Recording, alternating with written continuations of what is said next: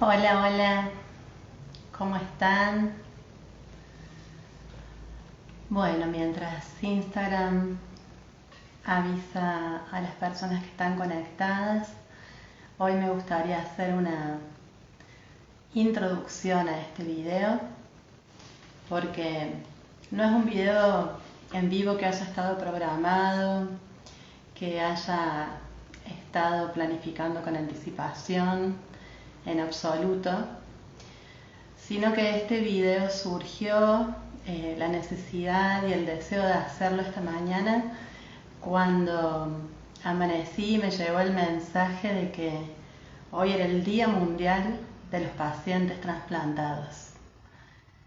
Y bueno, tengo mucho que decir al respecto y sobre todo me gustaría en este video poder informar sobre aspectos sobre la donación de órganos o el dar vida que considero que son fundamentales. Hay muchos mitos y encima hoy hay una serie muy famosa que creo que lejos de servir para educar, para informar, para concientizar sobre lo que es la necesidad de recibir un órgano o de estar en situación de necesitar un órgano para vivir, desinforma y confunde. Así que pido disculpas con anterioridad porque es un tema que a mí me conmueve, me traspasa, me tocó vivir. Entonces es muy probable que no sea ordenada en el momento de hablar de esto, pero sí me voy a poner todo mi esfuerzo en ser clara y que sea un video que sirve para informar. Entonces voy a empezar por decir que hoy 6 de junio se celebra el Día Mundial de los Pacientes Transplantados, que el objetivo de este día es fomentar una cultura de donación de órganos y dar una oportunidad de vida a los pacientes en espera de una oportunidad para seguir viviendo. Muchos de estos pacientes son crónicos y terminales y la donación de trasplantes es su última alternativa de vida. Hoy en día los trasplantes se han convertido en una práctica médica muy extendida con múltiples beneficios para pacientes que de otra forma no tendrían una segunda oportunidad. Por supuesto que esto lo estoy leyendo para ser correcta en lo que estoy diciendo y en lo que estoy informando. Además de esta finalidad de concientización de este día, también se hace necesario reivindicar las políticas de control contra la explotación comercial de los órganos y el tráfico de órganos. Y allí es donde me quiero detener un poco. Como paciente trasplantada hay muchas cosas que quiero aclarar y voy a empezar quizás por la última que pensé, que es por la nueva serie que tiene reconocimiento mundial, entiendo.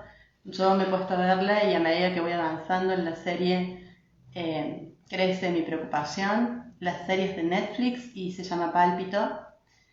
Y como decía al principio del video, lejos de informar, confunde. En la serie, por si no la vieron, hay una paciente que necesita un trasplante de corazón para seguir viviendo y la trama de la serie es como su pareja, su reciente esposo, se conecta con una mafia que roba órganos, vamos a decir, y que mata personas para poseer esos órganos y trasplantarlos. Además de que lo único que hace esta serie es fomentar el miedo y el terror que la gente tiene a ser expuesta a ser secuestrada o asesinada para utilizar sus órganos, también hay una confusión con respecto a cómo funciona la lista de espera del INCUCAI a la hora de recibir un órgano. Entonces, voy a empezar diciendo que en la serie las personas eligen a la supuesta donante, a quien asesinan, por una cuestión de edad, de nivel económico. El marido de esta paciente que requiere del corazón, en teoría, Busca que además sea una bella mujer, vas a saber por qué razón. Y parece ser que con los únicos análisis que existen en un sistema informático médico común, es suficiente para saber si este paciente es compatible, si esta persona que no es paciente es compatible con la futura donante o no. Y entonces así se elige a la persona. Bueno, la compatibilidad tiene muchísimos más aristas que un análisis de sangre para que realmente una persona sea capaz de donarle el órgano a otra.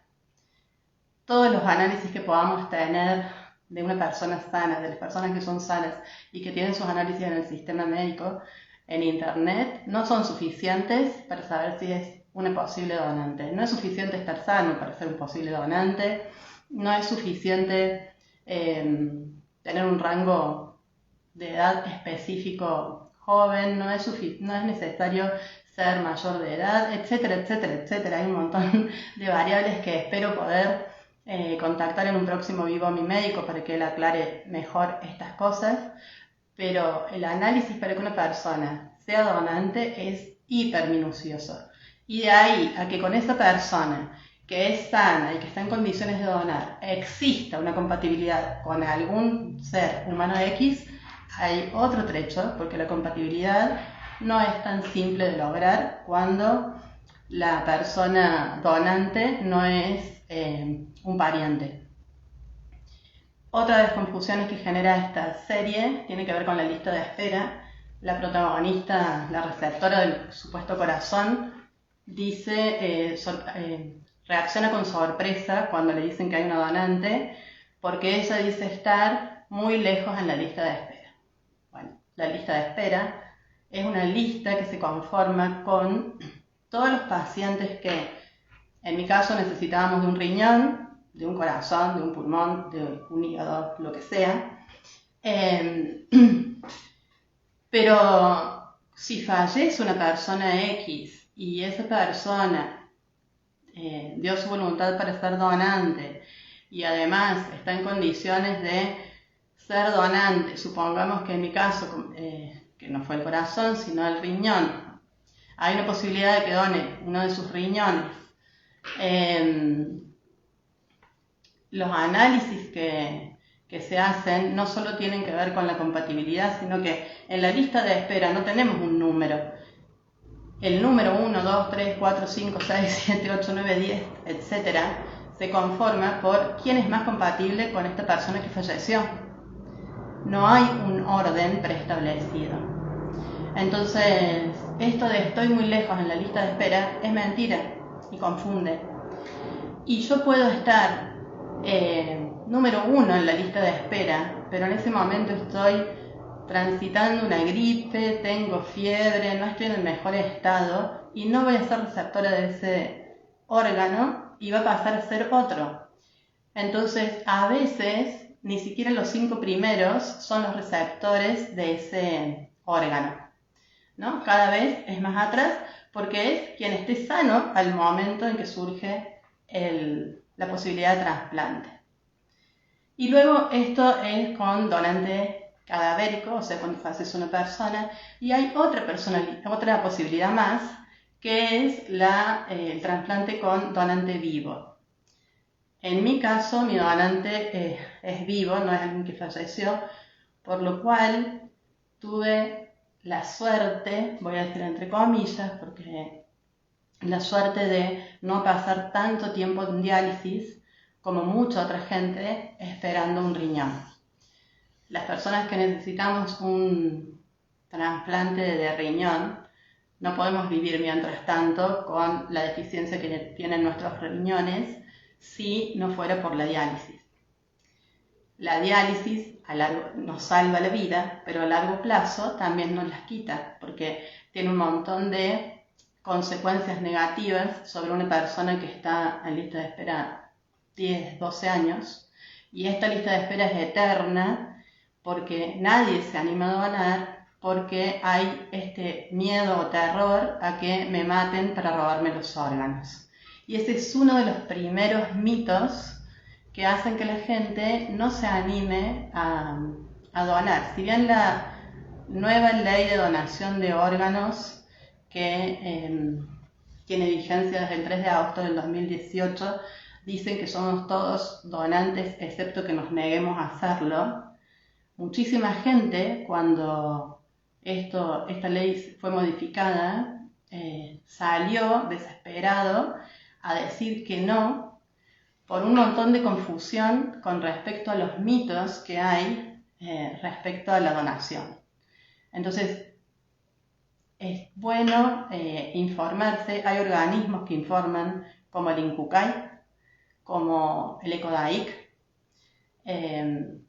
cualquier nefrólogo, todos los organismos que están respecto a la protección y atención de la salud de los pacientes que necesitamos otros órganos para vivir.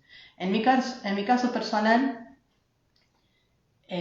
tuve la suerte de que una tía del corazón, que le digo así porque no tenemos un lazo biológico, hoy podríamos decir que sí, porque tengo uno de sus riñones, pero no tengo un lazo biológico, no es familia biológica, entonces tuvimos que pasar, además de por la situación de enfermedad que me tocó particularmente a mí, pero por supuesto a toda mi familia y quienes me acompañan, porque no es solo el paciente quien atraviesa esta situación, es la pareja del paciente, es la familia del paciente, son los amigos del paciente, y sumado a todos estos miedos y prejuicios que hay, también hay una gran suerte de discriminación y de ignorancia en sistemas que tienen capacidad de decisión, como por ejemplo en la justicia.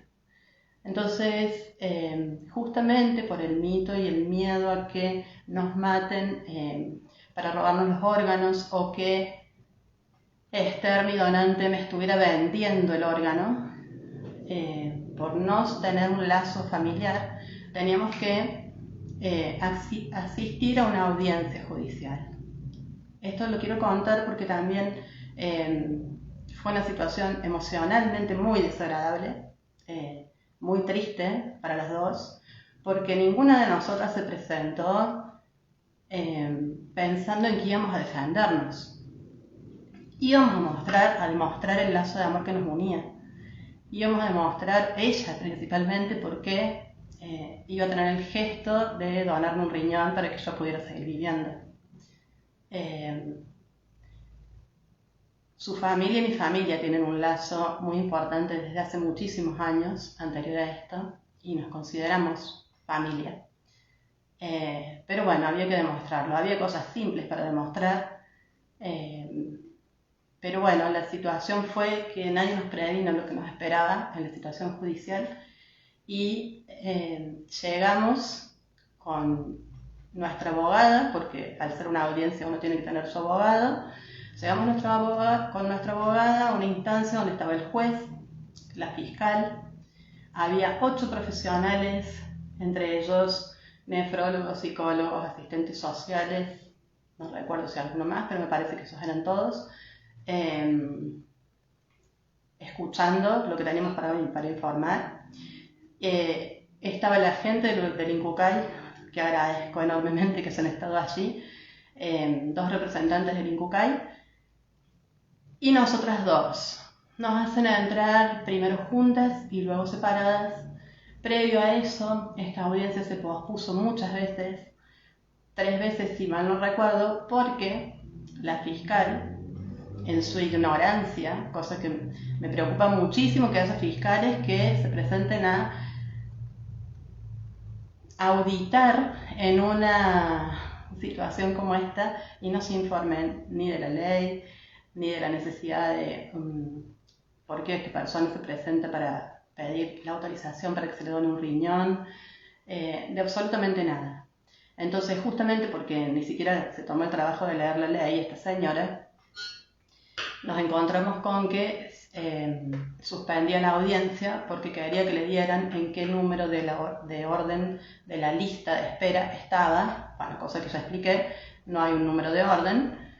Entonces, bueno, finalmente tuvimos la audiencia y esta señora, frente a todos sus prejuicios, el prejuicio más grande que tenía era que por qué me donaba esta persona que no era familiar biológico y no guardaba este riñón, lo voy a decir así, para algún descendiente biológico que lo pudiera necesitar. Parece ser que el amor no era una causa suficiente para esta señora. Entonces, bueno, discutió el número, esto del número de la lista, se lo tuve que explicar yo, se lo tuve que explicar el Incucay, creo que 3 veces, porque parecía que no, era una información muy difícil de absorber. Y luego de desmitificar esto, discutió todo el tiempo que yo estaba allí solicitando algo que en realidad no necesitaba. O sea, como si la diálisis pudiera ser eterna y no tuviera consecuencias y no te matara. O bueno, quizás el prejuicio tenía que ver, no lo sé, con que tendría que haber muerto por no tener la posibilidad de que mis riñones funcionaran o morir en diálisis. No sé exactamente si se puedo hablar de los prejuicios que cito con claridad. La audiencia fue absolutamente desagradable por esta señora, que en el medio además intentó amenazar con retirarse. Los profesionales que estaban de auditores, excepto el nefrólogo, eran demasiado jóvenes como para, no sé, me pareció no tenían mucha conciencia ni de la ley ni de la situación emocional, física, social que atraviesa un paciente. Y quien quería donarme el riñón, Esther, mi tía del corazón, que lo pasó conmigo desde muy pequeña, ¿no? Porque es un deterioro de salud a largo plazo el que te lleva a necesitar un riñón. No es que de un día para el otro tus riñones no funcionan. Hay una enfermedad de base que va deteriorando el cuerpo y hace que uno llegue a esa instancia. Entonces, bueno, para resumirles el hecho y no entrar en detalles, salí de esa audiencia llorando y el juez salió detrás de mí a pedirme disculpas por la situación que acabábamos de vivir, diciéndome que realmente no había necesidad de pasar por eso. Me tomé la libertad de escribirle luego una carta al juez, porque la verdad es que en el momento quedé en shock y hubo un montón de cosas a las que no pude responder. Debí haber podido responder que por qué uno necesita un trasplante, por qué por qué la diálisis no es aconsejable a largo plazo, etcétera, etcétera, etcétera, pero en ese momento el shock no me permitió hablar, así que escribí una carta que espero que hayas leído, sé que la recibió su secretaria, donde con ayuda de las personas que nos acompañan, el grupo de apoyo que tenemos los pacientes que pasan por esta situación es fundamental. Sin ellos yo no podría estar donde estoy, sin mi familia, sin mis amigos, sin mi pareja, que han estado en el codo a codo. Pero en la carta pude decir que qué peligroso es que una persona, un fiscal, se presente a una audiencia sin conocer las variables del hecho, sin conocer la ley, sin saber regular al respecto, sin tener, ni siquiera le pido empatía al fiscal, ¿no? Porque ya sería un milagro que una persona como esa además tuviera empatía, pero conocimiento, ¿no? Siempre que trabajamos con otras personas y que podamos influir sobre la vida de otras personas, es muy importante conocer el hecho. Y si no conozco, estudiar, capacitarme, llegar preparado. La fiscal en un momento se enoja porque se da cuenta que yo conozco la ley y eso la enoja. Entonces dice algo así como que se va a retirar porque su presencia no es necesaria, ya que soy una soberbia que conoce la ley. Conozco todo de mi salud, me he preocupado por conocerlo, para cuidarla, para sostenerla, para continuar viviendo. Estuve experiencias cercanas a la muerte 3, tengo más de un cumpleaños, sin duda, y el último cumpleaños es el del trasplante, pero el paciente tiene derecho a conocer su situación. Y gracias a Dios, estaba la gente del Incucay, que por suerte está porque tiene que estar, pero que pudieron salir a decir esto de que todos los pacientes estamos en esa situación, en general conocemos sobre la ley, en general conocemos sobre las circunstancias que rodean a todo el proceso, conocemos las consecuencias, conocemos los riesgos, conocemos hasta dónde es el riesgo de vida, conocemos qué no hacer para no llegar a ese riesgo mientras estamos en diálisis, etc., ¿no? Entonces, hoy, si bien es un día para celebrar la vida, en mi caso, yo fui trasplantada el 18 de diciembre del 2019. También creo que es importante concientizar y educar. Y me preocupa muchísimo que se autoricen series en Netflix o en cualquier plataforma que desinforman y asustan. El ECODAIC es otro de los organismos que regula estas situaciones, y voy a leer los mitos y verdades sobre la donación de órganos que el ECODAIC publicó. Y también les voy a leer algo sobre el ECODAIC para ser correcta. El ECODAIC brinda información que ayuda a esclarecer y desalentar creencias incorrectas que pueden incidir negativamente en la voluntad de donar. La donación de órganos y tejidos es un acto altruista y solidario que permite salvar o mejorar la calidad de vida de muchas personas. Desde el 2018, toda persona mayor de 18 años es considerada donante, salvo que manifieste lo contrario. El trasplante es un tratamiento médico al que se recurre cuando otras alternativas para recuperar la salud se han agotado, y consiste en el reemplazo de un órgano o tejido dañado por otro sano. Puede llevarse a cabo gracias a la voluntad de aquellas personas que donan sus órganos de manera altruista y desinteresada. Voy a pasar a los mitos que hay con respecto a la donación. El primer mito es: toda persona fallecida en cualquier situación puede ser donante. La realidad es que solo pueden ser donantes de órganos aquellas personas que fallecen en unidades de cuidados intensivos con diagnóstico de muerte encefálica. Para poder ser trasplantados, los órganos deben conservarse en condiciones de oxigenación y aporte sanguíneo adecuado hasta el momento de su extracción, situación que solo se da cuando las personas fallecen en unidades de cuidados intensivos. Esto sucede solo en el 5% de las muertes. Cuando los fallecimientos se dan en otras situaciones, los órganos no pueden destinarse a trasplante, aunque sí pueden utilizarse los tejidos. Una vez más, esto también desmitifica el tema del tráfico de órganos que hablé al inicio. El mito número 2 es: si soy donante, el personal de salud no se esforzará en salvar mi vida. La realidad es que el equipo de salud hará siempre todos los esfuerzos para salvar la vida de una persona solamente después de agotar todas las posibilidades y luego de haberse declarado la muerte encefálica, se considera la donación. Además, el equipo médico que efectúa la ablación de órganos no es el mismo que trata a la persona con vida. Mito número 3. Existe el tráfico ilegal de órganos. Falso. A pesar de los rumores sobre venta y compra de órganos, no se conoce ningún antecedente policial ni judicial de casos de donantes o de receptores ilegales en Argentina. En el país funciona un único sistema nacional de trasplante organizados y monitorizado por el INCUCAI.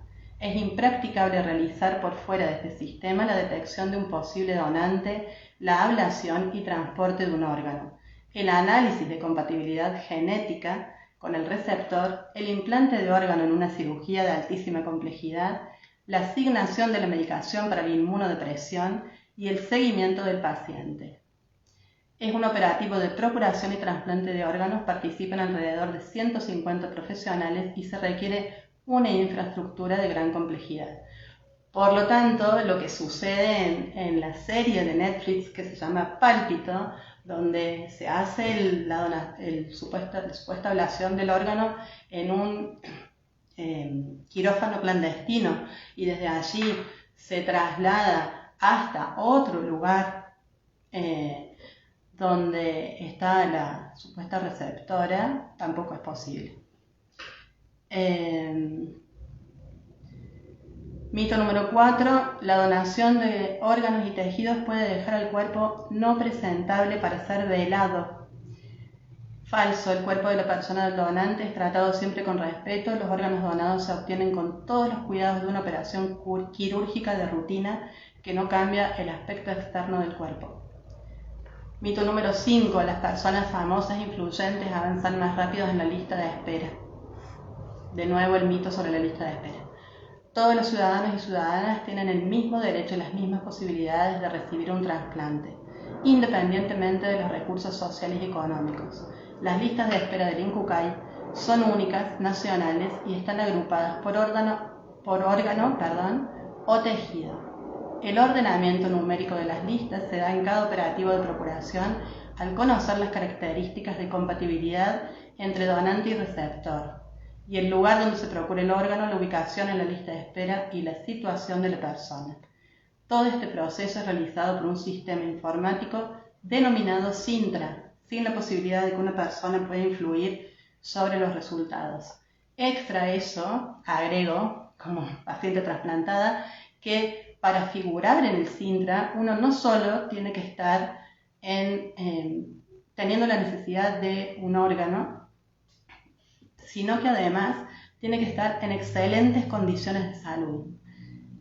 Teniendo en cuenta que, por ejemplo, en mi caso, donde el tema es el riñón, en diálisis, uno no llega a diálisis en excelentes condiciones de salud, por lo que lleva mucho tiempo estar saludable mientras recibo diálisis para estar inscripta nada más en el SINTRA. Mito número 6. Hay personas demasiado mayores o demasiado jóvenes para donar sus órganos. Falso. Toda persona mayor de 18 años puede manifestar en forma expresa su voluntad respecto a la donación de órganos y tejidos. Para eso no se requiere ningún estudio médico previo. Llegado el momento, el personal de salud determinará si hay órganos viables para un trasplante. En el caso de personas menores de 18 años, la autorización por la obtención de órganos y tejidos debe ser efectuada por ambos progenitores, por aquel que se encuentre presente o por el representante legal del niño, niña o adolescente. La oposición de uno de los progenitores elimina la posibilidad de llevar adelante el procedimiento. Mito número 7. Las personas trasplantadas suelen ponerse en contacto con la familia del o la donante. Falso. Según la ley 27.447, la identidad de los donantes está protegida y su divulgación atenta contra el espíritu de donación, que es anónimo, voluntario, altruista y desinteresado. La confidencialidad de la identidad de donantes y receptores tiene fundamentos basados en lo individual, respetar la intimidad, prevenir posibles daños para las personas involucradas, no interferir en el proceso de duelo, facilitar la adaptación al implante. Y en lo social, preservar la credibilidad y confianza pública de la actividad. Mito número 8. Mi religión no me permite la donación de órganos. La donación es un acto de solidaridad y altruismo, postura compartida por la mayoría de las religiones. De todas maneras, esto agrego que la donación es un acto de libertad, ¿no? Hablando de donantes vivos. Cuando me tocó pasar por la audiencia judicial y la discusión era por qué ningún familiar biológico me donaba el órgano que necesitaba, que en este caso era el riñón, y era una tía del corazón, la discusión era inerte, porque en realidad, más allá de que mis familiares no estaban en condiciones podrían haber estado en condiciones y no querer hacerlo. No es una obligación, es una decisión, es una elección.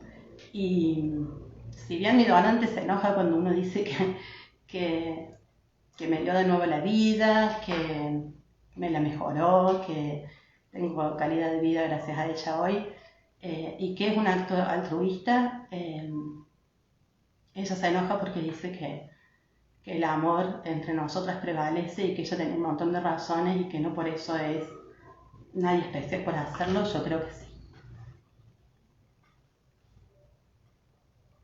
Disculpen la emoción, pero es difícil no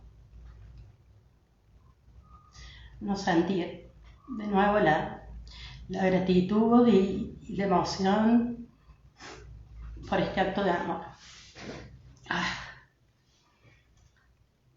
Bueno, estoy haciendo este video porque creo que además de celebrar la vida es necesario concientizar, educar, informar y desmitificar. Realmente, frente a la duda con respecto a la donación de órganos, las leyes están, se pueden googlear, existe el INCUCAI, existe el INCODAIC. Cualquier nefrólogo, terapista puede informarte respecto a eso. Yo hoy celebro la vida, pero también comparto mi preocupación de que exista tanta desinformación a modo de una novela como es Pálpito o de promocionar miedos y el terror al tráfico de órganos. Como les leí en uno de los mitos, no cualquiera es donante y además hay que estar en una situación de muerte cerebral y en una clínica cuidada para que esos órganos tengan algún sentido. Yo, sin saber que alguna vez iba a necesitar de la donación de órganos, estaba caminando por la Plaza San Martín, tenía 24 años y vi el puesto del INCUCAI donde existía la posibilidad de inscribirse. En esa época nos teníamos que inscribir para ser donantes y me inscribí y recuerdo que muchísima gente me dijo, ¿y si te matan por eso? ¿No? Quizás no tenía las respuestas que tengo hoy, pero recuerdo que no dudé y realmente deseo de corazón que cuando me toque morir finalmente, ya que le escapaba la muerte varias veces, queden órganos que puedan ayudar a otras personas a seguir viviendo como me pasó a mí. Así que bueno, llamé a este vivo que fue improvisado porque no recordaba que hoy era el Día Mundial de los Pacientes Transplantados. Así que bueno, esto fue mi preocupación por informar y mi deseo de celebrar y de compartir información con ustedes. Espero haber sido clara. Me encantaría leer si tienen en los comentarios de este video dudas, ganas de saber más sobre esto. Tengo el sueño de que próximamente mi médico de cabecera, mi nefrólogo, y que me asistió en el pre, durante y post-trasplante, porque post-trasplante también somos pacientes que estamos inmunodeprimidos y la inmunodepresión también tiene mucho riesgo de vida y me preocupa mucho que haya empatía en ciertos ámbitos que tienen que ver con la donación de órganos, como el sistema de justicia, como les conté al principio con respecto a la audiencia por lo que tuvimos que pasar, que ya entiendo que la audiencia es necesaria, pero puede ser más empática también. En el trato, tanto en diálisis como fuera de ella, de las personas de las que requerimos asistencia. La diálisis es un proceso difícil de soportar, no todos los cuerpos lo soportan.